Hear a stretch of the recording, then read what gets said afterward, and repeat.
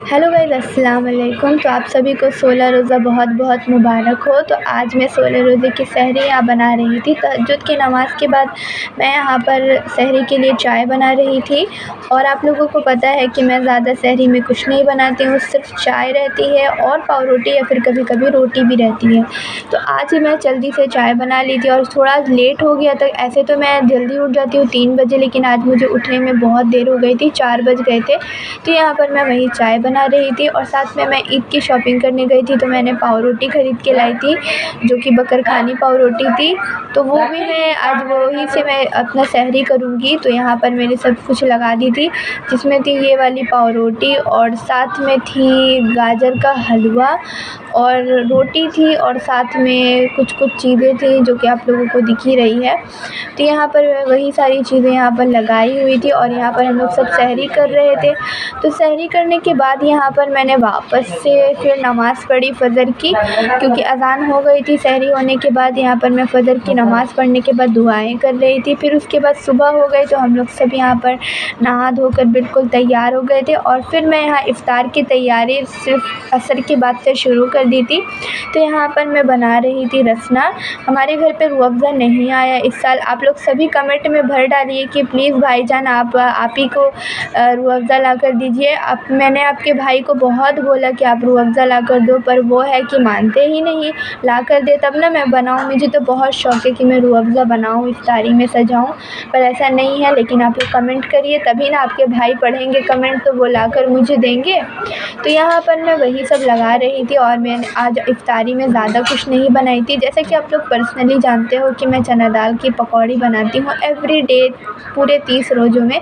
लेकिन आज मैं चना दाल की पकौड़ी को स्किप कर दी थी बहुत दिनों के बाद, क्योंकि आज इन्होंने कहा था कि चना दाल की पकौड़ी नहीं बनाने। तो सिर्फ आज ज़्यादा कुछ नहीं था, तरबूज था, केला था, वही फल फ्रूट था। और यहाँ पर मैं गरीब के लिए इफ़्तारी निकाल रही थी, क्योंकि आज तो एक गरीब आती है हमारे घर पे, हर रोज़ एक गरीब है जो आती है और ये बहुत ही सवाब का काम है किसी गरीब को अपनी इफ़्तारी के उनका हक़ देना, क्योंकि ये बहुत ज़रूरी होता है। तो यहाँ पर मैं वही गरीब के लिए इफ़्तारी निकाल रही थी।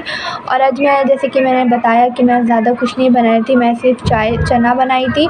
चना चूड़ा पकौड़ी वगैरह फ्राई चीज़ें मैंने स्किप करके, छोले भटूरे जो मेरे थे ना उसका आटा बच गया था, तो मैंने थोड़ा सा और आटा सौंध दिया था, तो मैंने उसका भटूरा भी बना लिया। और साथ में मेरे छोले भी बचे हुए थे, तो मैंने उसको भी आज वही कर दी थी। पहले मैं यहाँ पर उनके लिए, गरीब के लिए मैं इफ़्तारी निकाल रही थी, क्योंकि वो आ जाती है ना तो बहुत लेट भी हो जाता है, उनको भी लेट हो जाता है और मुझे भी लेट हो जाता है। आज मेरा काम थोड़ा जल्दी हो गया था, तो मैं यहाँ पर उन्हीं के लिए इफ़्तारी निकाल दी थी। और तब तक यहाँ पर मैं अपने बेटे को कह रही थी कि यहाँ पर तुम जब तक इफ़्तारी लगाओ।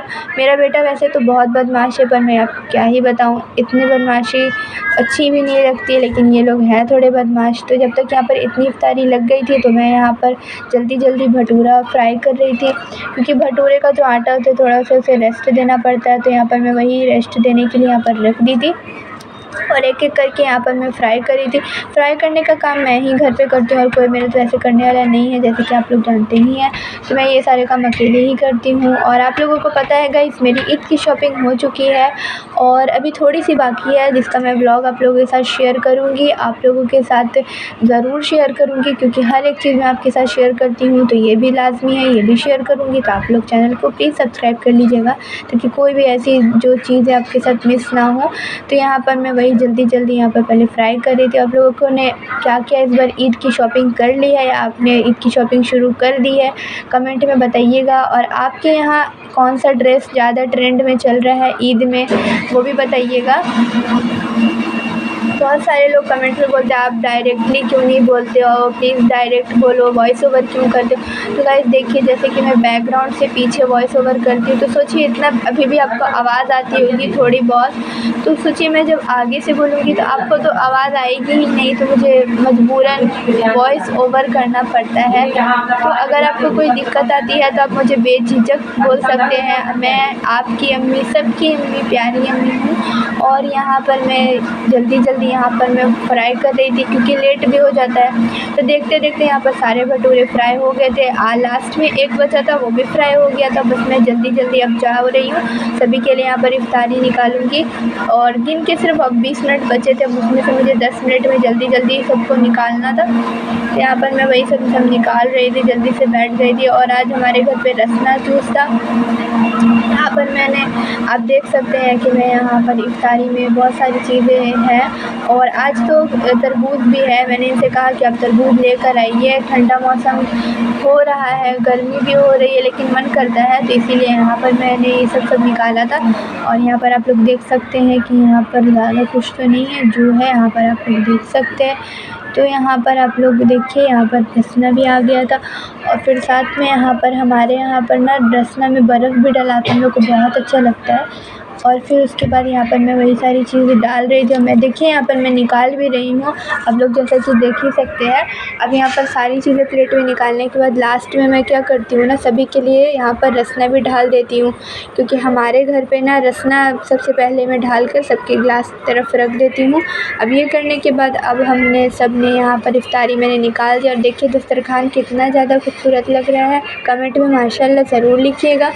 अब देखिए यहाँ पर अब हमने दुआएँ मांगना शुरू कर दिए, क्योंकि अज़ान से 5 मिनट पहले हमें दुआ मांगना बिल्कुल ज़रूरी होता है। इफ्तारी करने के बाद अज़ान हम हो गई थी, फिर हमने अपना रोज़ा खोल लिया था और माशाल्लाह से रोज़ा बहुत अच्छा हुआ अल्हम्दुलिल्लाह। फिर उसके बाद अब तो देखिए बर्तन ही बर्तन हो जाते हैं, तो सभी बर्तन यहाँ पर हमने धोए। फिर इफ्तारी के जितने बर्तन थे, पहले भी बहुत सारे बर्तन थे, वो तो पहले हमने धो लिए। फिर यहाँ पर कुछ बर्तन थे जिसे हमने धोआ। और यहाँ पर मैं नहीं धो रही थी, यहाँ पर ये मेरी बेटी धो रही थी, क्योंकि इफ्तारी के जितने बर्तन होते हैं ये खुद धोती है। अब यहाँ पर सारे बर्तन धोने के बाद अब हमारा काम यहीं पर ख़त्म हो जाता है। तो मैं मिलती हूँ अपने नेक्स्ट रमज़ान के ब्लॉग में, तब तक के लिए अल्लाह हाफ़िज़।